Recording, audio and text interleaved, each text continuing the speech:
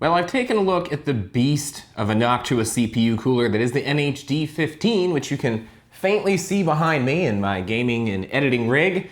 So now it's time to take a look at the total opposite end of the spectrum and take a look at the NH-L9i.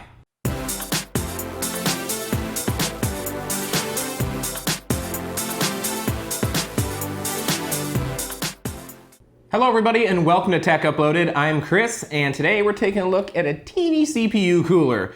This thing has been with me for a while. Noctua sent me this for review quite a while ago and I had all these plans for what I was going to do with it, and I thought, you know what?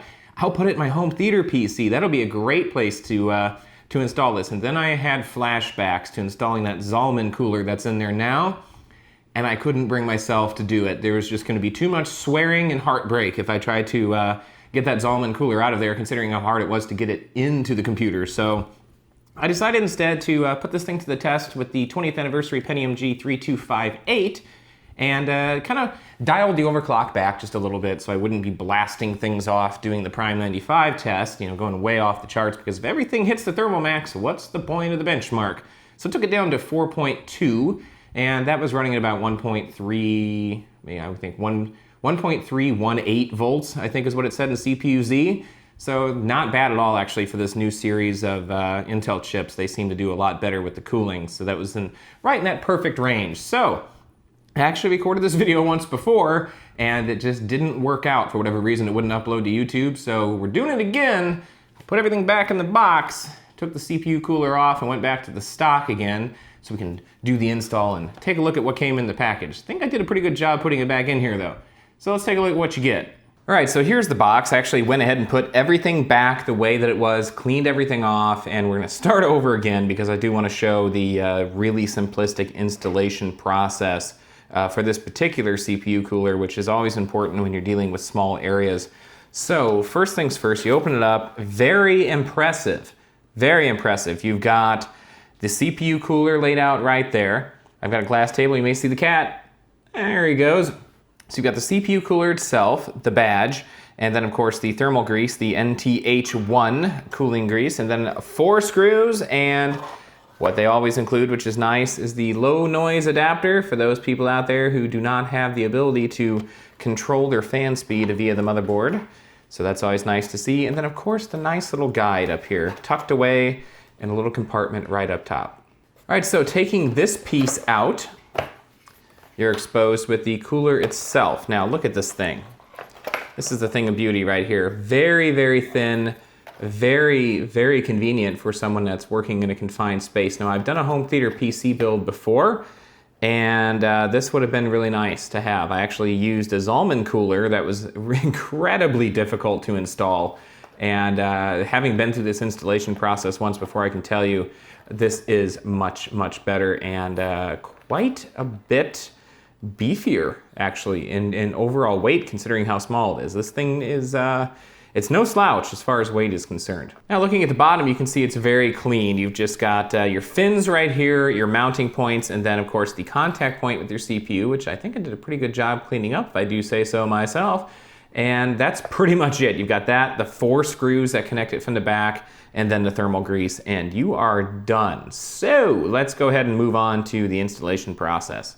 All right, so installation of this could not have been any easier. All you had to do was go ahead and basically put your thermal grease down on your CPU and then put this block in place over the thermal grease. And as soon as you do that, then you're gonna need to screw through on the back side, so I'll show you that. And there are 4 provided screws that actually have a nice little rubber washer on them so you don't damage your motherboard that are provided. Now, taking a look at this in the case itself, it's incredibly low profile, I can tell you that. I'm using HyperX Fury memory, which is actually fairly low profile as it is. It doesn't have any of those crazy risers attached to it that, go really high off the board or anything like that. So this sits just a tad bit higher than that. So there you have it. Installing this thing was super easy.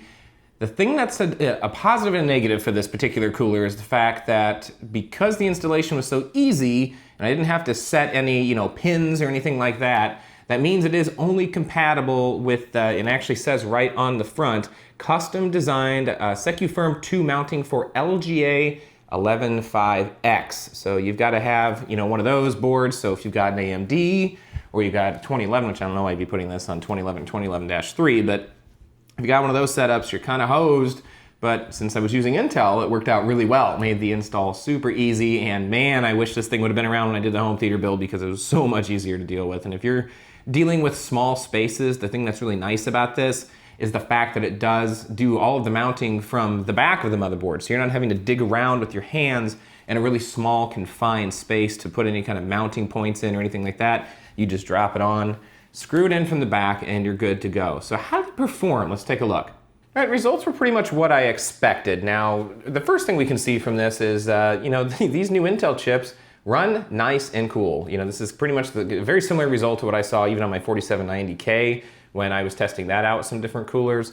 Overall, temps stay very mild, even when you're putting a mild overclock on the CPU. So nothing ever got real crazy, and even doing a large in-place FFT on Prime 95, the hottest we ever got was 93, but you can see the Noctua falls pretty much right in the middle there, and actually did the best on Valley, but I contribute that to just a little margin of error. I let it run the whole Valley benchmark experience, and then when it got done, I took a look at what the maximum temperature was when it was running that, and on the Noctua it was only 54. So if you look at the Hyper 212 though, when you're doing the Prime 95, that one definitely did stay the coolest. However, I will say that the Hyper 212 did get the loudest, believe it or not, of all of them, even louder than the Intel stock cooler. And the stock cooler that does come with this one is pretty decent. So that is something to keep in mind if you're trying to stay on a budget.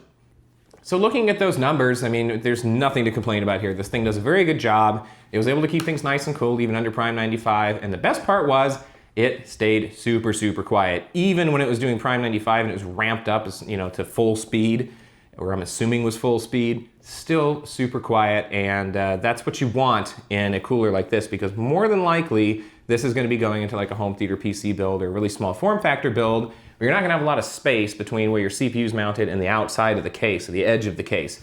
So, I have to say, really impressed with this. I think Noctua did a very good job. I can see why this is such a popular choice. Like I said, just the ease of installation alone makes this cooler worth it. So if you're gonna be doing a home theater PC build, or even like a small server, like a NAS box or something like that, this is probably worth putting on your short list. All right, well, as always, thanks for watching. If you enjoyed this video, please go ahead and click on that subscribe button. You can also follow me on Twitter over at TechUploaded. I'm on Facebook. It's like facebook.com/TechUploaded or something like that. I don't know, just search for me. I can never keep that one straight. And then finally, if you have a question or a comment or something you really want me to see, shoot me an email over at techuploaded@gmail.com. You know the drill. Don't be a stranger. Check back soon.